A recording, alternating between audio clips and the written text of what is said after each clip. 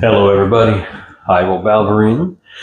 Today, I'm going to do a quick review of The Other Way, the second book in the Passage to Dawn series. And as you can see, the edition that I have here is the Deluxe Illustrated Edition. It's the Kickstarter edition. In this case, it's the leather-bound or hardback, as opposed to the paperback, which I do have as well. In this case, The Other Way, it's continuing, obviously, the story started in The Other Magic. And, of course, we're keeping up with Kibber, Sindri, Ainward, and Grobanar, who are our point-of-view characters from the first book. We also added three additional point-of-view characters. Ainward's sister, Dagmar. Grobanar's frenemy, or his own personal antagonist, Rajuban. And Kylian, who you may remember as Ainward's buddy from the university. And along with these additional point of view characters, we still have other characters we've met in the first book, including Dwaypak. Crap, I can't remember the names, but the two people who were teaching Sindri and Kibber how to access the Atera magic, which again, that's a nice touch. Certainly not a groundbreaking idea for magic to be able to connect to the world around you, but it is nice having this particular world have three sources that we know of, at least so far. Magic, the god of Grobanar and his people, and forgive me, I'm horrible with names, so I don't recall what that god is called. The one, but it's the Clarosi, so Claros might be the name of the god.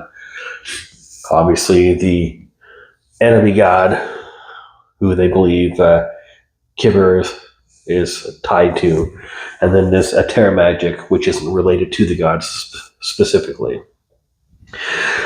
But for this book, yes, we continue on with that. Kibber has obviously been taken away. Spoiler if you haven't read the first book. I don't know why you're watching a review of the second if you haven't. But he was taken away by some magic-wielding women at the end of the last book. So a good portion of this involves him with them, Sindri and her group trying to find him and rescue him. And then obviously Ainward and his sister, and what's happened with Kylie. And I don't want to get too much into that because I don't want to spoil story beats from this book if you haven't actually read it. With that said, it is nice to see character development in here. Obviously, Kibber starts off in the first book as essentially a naive young boy, a slave. Barely understands what's going on in the world outside of his, well, for lack of a better word, his plantation, his farm. But as we get this growth with the characters, it feels like natural progression for them. It doesn't feel like, well, we turn the page and all of a sudden they're much smarter than they were. No, things happen. They learn from mistakes. They learn from what's happened in their first book. It's not just thrown in there to make the story move. It's to be part of the story. It feels like it's supposed to happen, and like it's natural progression. I like the chance we're getting with the different point of view characters because not only are we seeing the world from their perspective, but it gives the writer an opportunity to give us more of the lore of this world. We explore more of how things work, things magic can do, more of the backstory of why things are the way they are now, as well as our characters discovering new things, new abilities, or perhaps rediscovering old things and not realizing it. Now, I'm not going to say that this particular story is groundbreaking by any means, and I don't mean that as a disrespectful comment to Derrick Smythe, because this is a very fun book. I liked it. But this isn't the kind of thing where it's something you haven't read before in any way, shape, or form.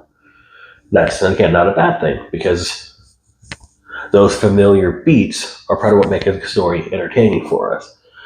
It doesn't feel like anything is just a generic trope just for being a trope. Everything feels like it fits. I mean, there's no point where I felt like the story was bloated or was bogged down by the extra point of views, by any of the stuff we were getting. I mean, everybody felt like they were right where they needed to be as far as how the story goes. It all felt like a well-oiled machine. And honestly, I am looking forward to book 3, The Next Battle, and that Kickstarter is currently active. 36 hours as I record this video. Not that you can't do the late pledge. But yeah, clearly I enjoyed this. Bought the first one. I'm definitely going to buy the third one. And if you get a chance to read this story, read this series, pick it up and do it. You will enjoy it if you've enjoyed any of the other books that I've talked about.